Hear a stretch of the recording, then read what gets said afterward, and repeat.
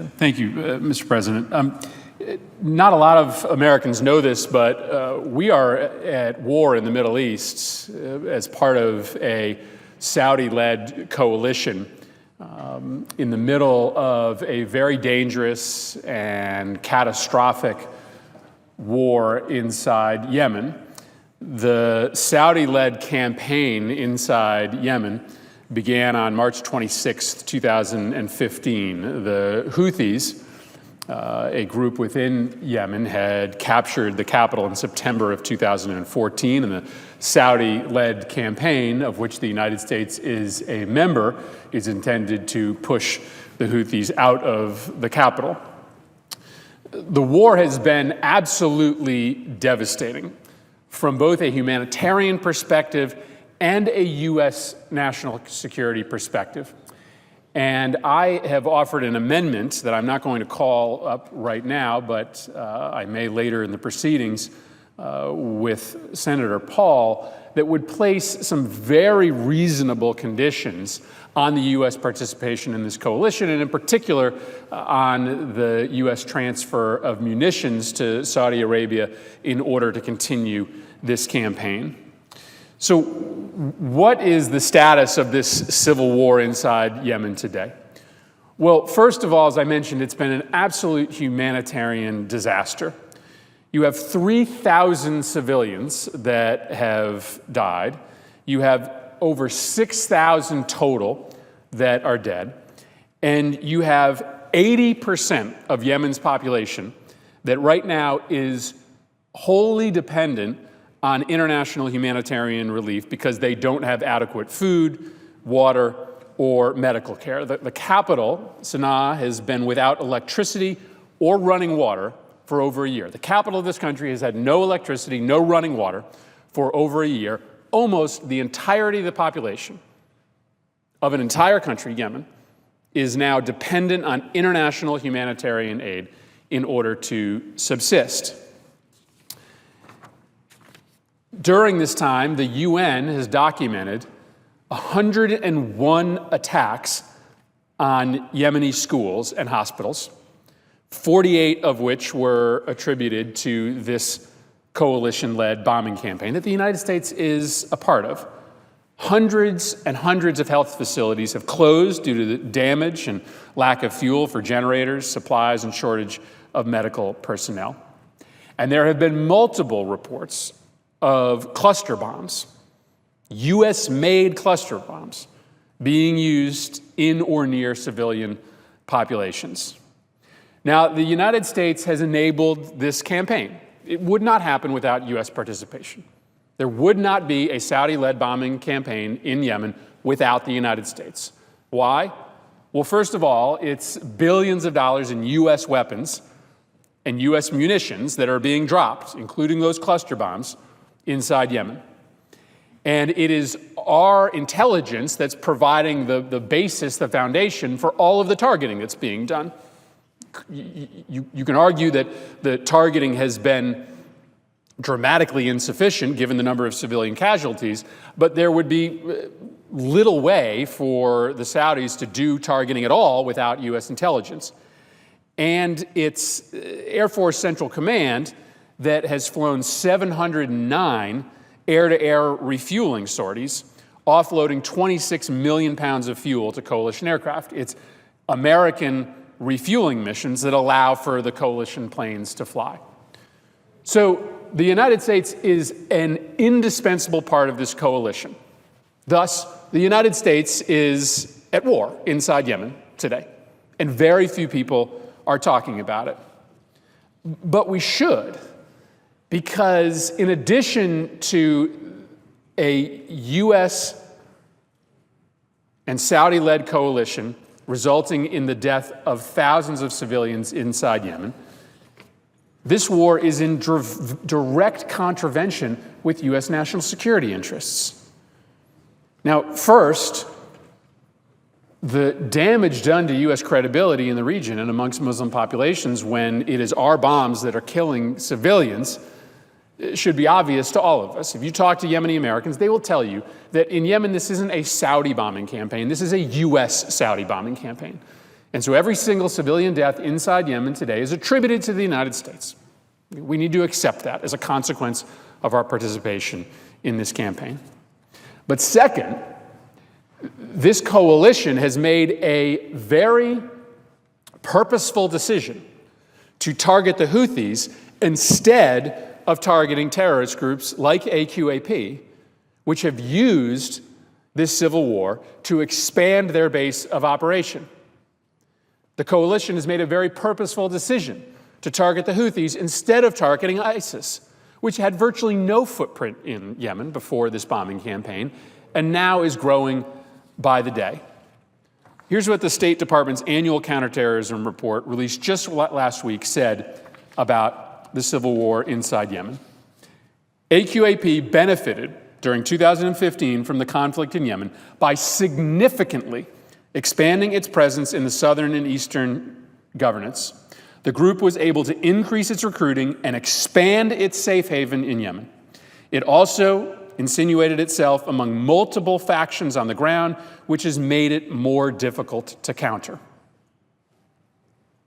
I almost want to read that again, because what our own counterterrorism report has told us is that the U.S. intervention in Yemen has resulted in the dramatic growth in the strength of AQAP, an element of al-Qaeda, a named enemy of the United States. Now, we don't have a resolution which commits the United States to war against the Houthis. Right? We've never given the administration the power to fight the Houthis. We have given the administration the power to fight al-Qaeda. There is still a pending, effective authorization of war against al-Qaeda. Inside Yemen, there are the Houthis and there is al-Qaeda. A U.S.-led campaign, a Saudi-led campaign with participation from the United States, is fighting the Houthis, not a named enemy of the United States, while largely ignoring AQAP, which has grown in scale and scope. The State Department further affirms that both AQAP and ISIL have, quote, carried out hundreds of attacks in Yemen last year, including suicide bombings, car bombings, kidnappings, assassinations, etc., etc. So why are we doing this? Why is the United States relatively quietly facilitating a Saudi-led bombing campaign in Yemen that is in contravention to our national security interests? Well, there's a lot of guesses as to why. One is that as a consequence of the Iran nuclear agreement, we have to make a renewed commitment to the Saudis to push back on Iranian influence in and around the region. There's no doubt that there's a very direct connection between the Houthis and the Iranians. The Houthis are not an Iranian proxy, but there is a link. And there are going to be times, Mr. President, where I would support U.S. efforts to push back on Iranian influence in the region.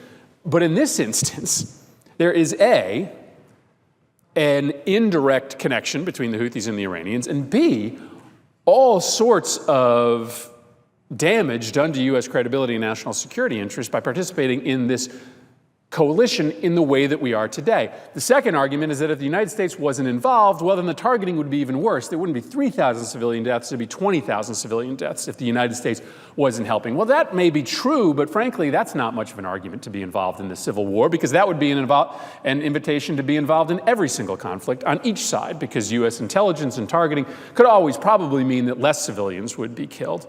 But the fact of the matter is that it's likely that Saudi Arabia wouldn't be engaged in this conflict or in this bombing campaign at all if it weren't for U.S. support.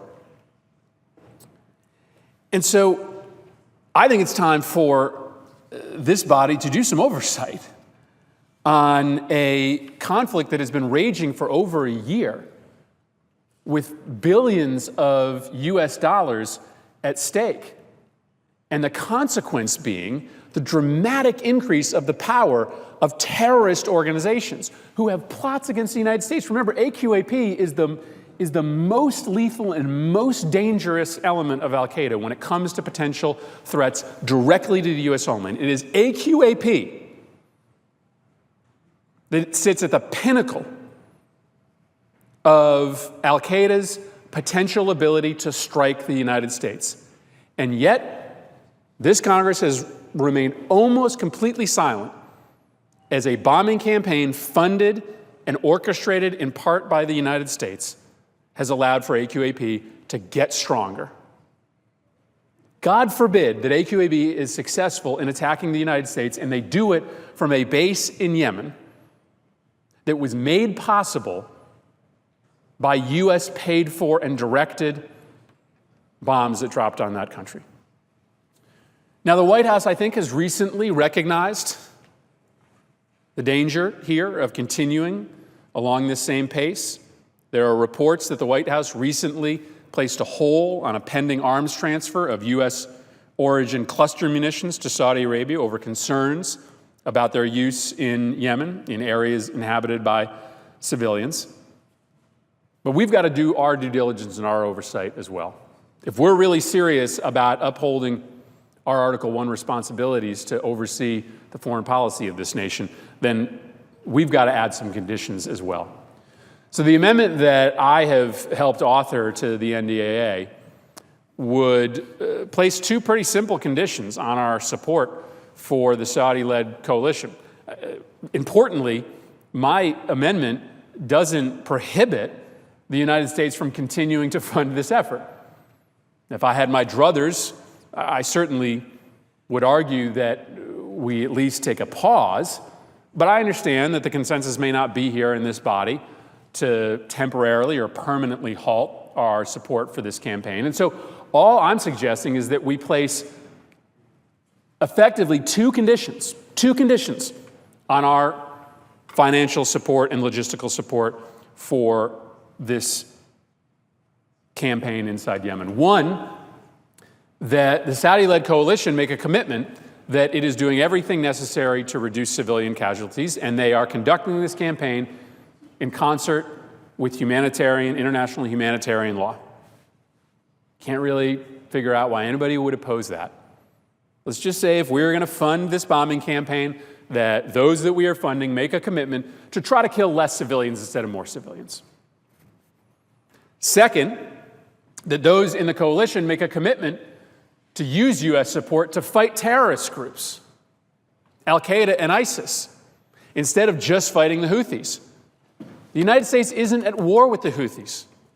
We haven't declared war on that group. We have declared war on Al-Qaeda, and Al-Qaeda is growing in its lethality, in its influence, and in its territorial control inside Yemen. Second condition, as contemplated by our amendment, is to simply have the president certify as a condition of continued support for the bombing campaign that the coalition is fighting terrorist groups alongside the Houthi.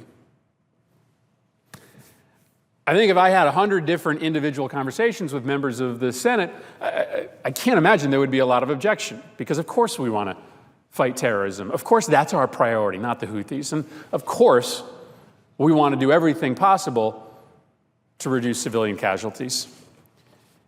And so I'm grateful to Senator McCain and Senator Reid and also to Senator Cardin and Senator Corker, who have some jurisdiction here too, that they're willing to take a look at this amendment. I'm not offering it today because I know, contemplating ways in which to structure the language to make it acceptable to the chair and to the ranking member. But I guess I end, Mr. President, with just a plea for us to get back in the game when it comes to the oversight of of this administration's foreign policy, in particular in places like Yemen.